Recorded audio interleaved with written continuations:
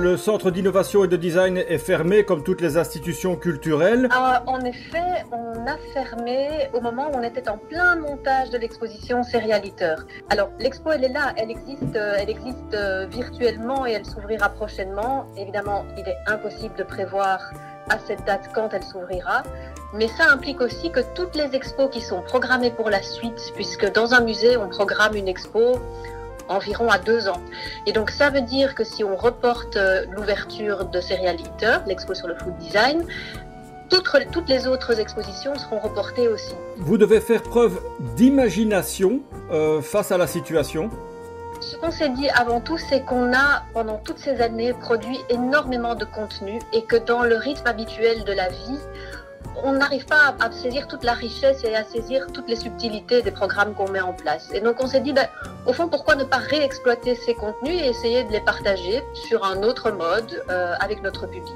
Alors à travers la page Facebook, on a décidé de communiquer ces contenus qu'on a produits ces dernières années en les décortiquant pour le public, en ciblant différents publics. On a donc par exemple toute une série de dossiers pédagogiques qui sont chaque fois conçus pour chaque exposition à l'attention des classes, donc des maternelles, primaires et secondaires, et donc de diffuser ces dossiers pédagogiques par tranche d'âge éventuellement, pour pouvoir donner des idées, que ce soit aux profs ou que ce soit aux parents. Ce qu'on fait aussi, c'est qu'on publie toute une série d'informations comme des bibliographies en lien avec les expositions passées. On publie également des interviews, des podcasts, des articles qui sont parus à l'époque sur nos expositions. Et donc, tous les jours, on postera 2 petites brèves, donc soit des contenus d'expo, comme je viens de vous l'expliquer, soit des contenus qui concernent le patrimoine, puisqu'on est avant tout un site patrimonial, site classé à l'UNESCO. Et donc, nos guides vont soit vous raconter une histoire par écrit qui concerne le Grand Ornu, soit se filmer chez soi.